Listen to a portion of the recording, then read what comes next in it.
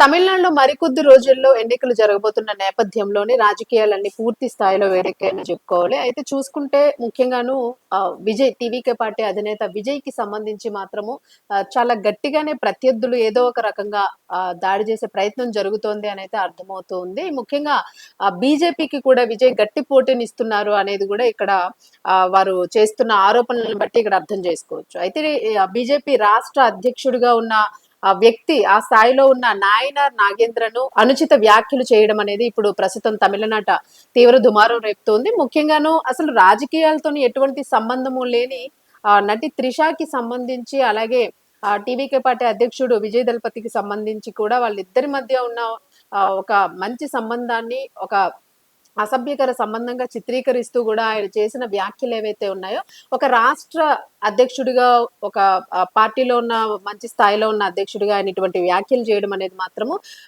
ఏ రకంగానూ క్షమించరానిది కాదు అని జెప్పేసైతే మాత్రం నటి త్రిష గూడా చాలా సీరియస్‌గా వార్నింగ్ ఇచ్చినట్లుగా కనిపిస్తుంది.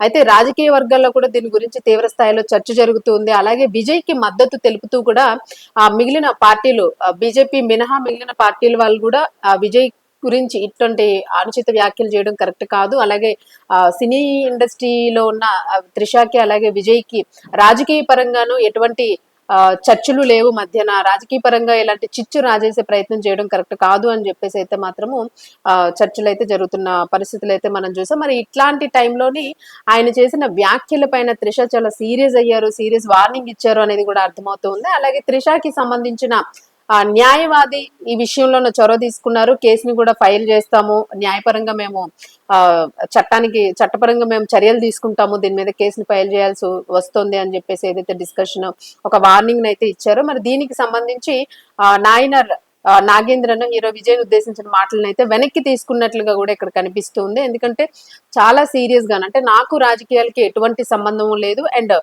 విజయ్ నేను ఒక తోటి యాక్టర్స్ తప్ప మాకు ఎలాంటి మా రిలేషన్ కి సంబంధించి ఎలాంటి పుకార్లు కూడా పుట్టించే ప్రయత్నాలు ఎవరు చేయొద్దు.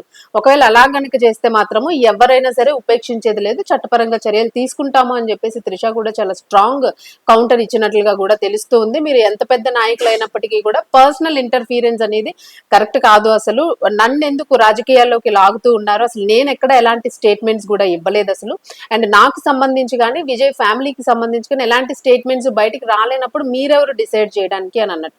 అయితే ఓవరాల్ గా చూసుకుంటే ఇక్కడ అసలు ఏం జరిగింది, ఎందుకు త్రిషాని ఉద్దేశించి ఆయన మాట్లాడారు, ఆ నాయనర్ నాగేంద్రన్ అంటే బీజేపీకి సంబంధించిన ఈ లీడర్ ఆ త్రిష పేరును ఎందుకు వాడారు అనేది చూసుకుంటే ఆయన మీడియాకి సంబంధించిన ఒక ప్రస్తావన వచ్చినప్పుడు మీడియాతో మాట్లాడుతున్నప్పుడు విజయ్ కి సంబంధించిన రాజకీయ ప్రస్థానం గురించి రాజకీయాల్లోకి చాలా ఫ్రెష్ గా అడుగు పెడుతూ ఉన్నాడు, బట్ సినిమాల్లో ఉన్నంత ఈజీ కాదు ఆ రాజకీయాలంటే అని చెప్పేసి ఆయన కామెంట్ చేస్తూ కూడా త్రిషను ఉద్దేశించి అంటే త్రిష దీనిలోంచి ముందు విజయ్ బయటికి వస్తే అప్పుడు రాజకీయాల్లో ఎలా ఉంటుంది, ఎంత కష్టంగా ఉంటుంది, వాటిని హ్యాండిల్ చేయడం సినిమాలు అంత తేలిక కాదు, ఇది నటించడం కాదు అని ఆ టైప్ లో ఆయన చేసిన కామెంట్స్ ఇప్పుడు తీవ్ర దుమారం రేపడానికి అయితే కారణమయ్యాయి. ఎందుకంటే అక్కడ ఆయన పర్టికులర్ గా డైరెక్ట్ స్టేట్మెంట్ ఇచ్చేశాడు త్రిషకి సంబంధించి.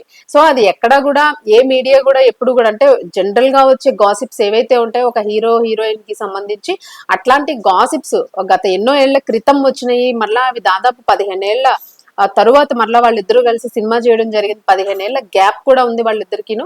సో విజయ్ కంటూ ఒక సెపరేట్ లైఫ్ ఉంది, పిల్లలు కుటుంబము అలాగే ఇప్పుడు రాజకీయాలు సినిమాలు ఆయన లైఫ్ లో ఆయన కంటిన్యూ అవుతూ ఉన్నారు. మరి ఇప్పుడు 15 ఏళ్ళ తరువాత ఒక సినిమా చేశారు త్రిషతోని.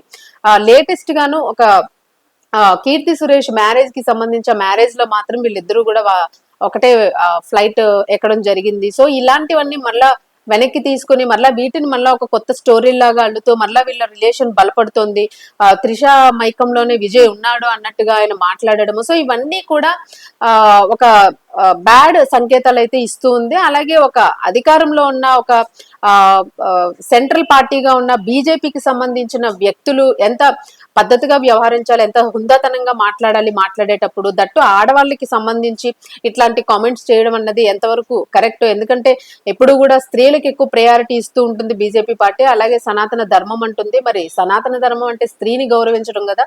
సో అటువంటి మీరు ఎందుకు ఇట్లాంటి కామెంట్స్ చేస్తున్నారు అని చెప్పేసి కూడా ఆయనకి తీవ్ర ఒత్తిడి అయితే వచ్చినట్లుగా కనిపిస్తుంది. మరి ఈ నేపథ్యంలోనే నాగేంద్రను క్షమాపణలు కూడా చెప్పినట్లుగా కూడా ఇక్కడ తెలుస్తూ ఉంది. సో ఒకవేళ నిజంగానే నాగేంద్రన్ క్షమాపణలు చెప్పి ఉంటే, ఇలా నేను మాట్లాడి ఉండకూడదు, నేను తప్పుగానే మాట్లాడాను, ఆ మాట్లాడిన విధానం కూడా కరెక్ట్ కాదు, నిజంగానే నేను ఈ విషయంలోనే విచారం వ్యక్తం చేస్తూ ఉన్నాను, అది ఒక ఫ్లోలో వచ్చింది తప్ప కావాలని పనిగట్టుకుని అన్నది కాదు అన్నట్టుగా ఆయన దీన్ని సింపుల్ గా తీసేయడం జరిగింది. బట్ ఏది ఏమైనా కూడా త్రిష లీగల్ గా స్పందిస్తాను అని అనడంతోని వెంటనే ఆయన కూడా ఒక మెట్టు దిగి తప్పు చేశానని తెలుసుకుని ఆయన క్షమాపణ అడిగారు అన్నది కూడా ఇప్పుడు ఇక్కడ వార్త అయితే వైరల్ అవుతోంది. సో ప్రస్తుతానికి అయితే ఈ విషయం ఇంకా ఫుల్ స్టాప్, ఈ వివాదానికి ఫుల్ స్టాప్ పడిపోయినట్టే అని అనుకోవచ్చు. నిజంగానే ఆయన క్షమాపణ చెప్పారు అన్నట్టుగా అయితే. అలాగే త్రిష కూడా చాలా సీరియస్ గానే ఇప్పుడు అంటే ఇన్నాళ్ళు పుకార్లు ఏది పడితే అది మాట్లాడుతుంటే క్షమిస్తూ పోయాము, బట్ పర్సనల్ లైఫ్ లోకి ఎవరు కూడా ఎంటర్ అవ్వద్దు, ఎవరు ఎంటర్ అయినా కూడా లీగల్ గా యాక్షన్ తీసుకోవాల్సి ఉంటుంది అని చెప్పేసి. ఎందుకంటే జనరల్ గా తన మీద ఎలాంటి గతంలో పెద్దగా రూమర్స్ ఏమీ లేవు, ఏదైనా వివాహానికి సంబంధించి మాత్రమే ఈ వ్యక్తితో వివాహం అయింది, ఆ వ్యక్తితో వివాహం అయింది అని చెప్పేసి జనరల్ గా మీడియానే మాకు పెళ్లిళ్ళు చేసేస్తూ ఉన్నారు అని చెప్పేసి ఆవిడ చాలా సార్లు స్టేట్మెంట్ మెసేజ్ పెట్టడం జరిగింది. బట్ ఇట్లాంటి పుకార్లని క్రియేట్ చేయకండి, మాకంటూ కొన్ని పర్సనల్ లైఫ్స్ ఉంటాయి అని చెప్పేసి అనడం కూడా జరిగింది. సో ఆల్మోస్ట్ తన మీద ఎప్పుడు కూడా అంత ఇంత డైరెక్ట్ గా ఎప్పుడు కూడా ఎవరు కామెంట్ చేయలేదు. బట్ ఒక మంచి హోదాలో ఉన్న నాయకుడు అలా చేయడం అనేది కరెక్ట్ కాదు కాబట్టి ఇప్పుడు ఆయన కూడా క్షమాపణలు చెప్పినట్లుగా తెలుస్తుంది.